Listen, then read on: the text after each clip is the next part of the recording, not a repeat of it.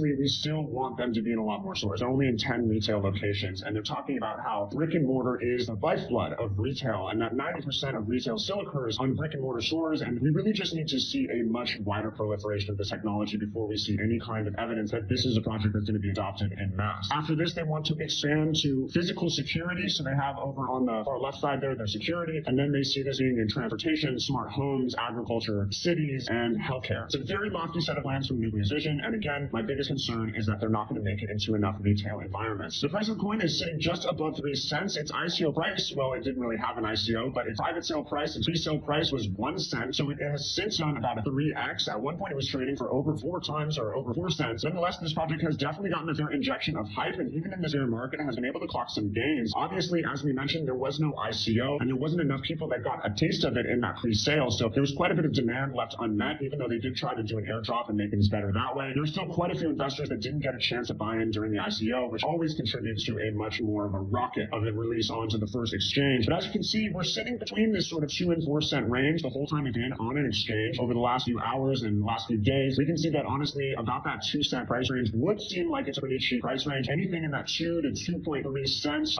range seems like a very good buy, as it's starting to find some real support there around 2 cents. It doesn't seem to want to go too much lower than the 2 cent price range. So around there, we think is a pretty safe buy, as there seems to be quite a bit of buyer support.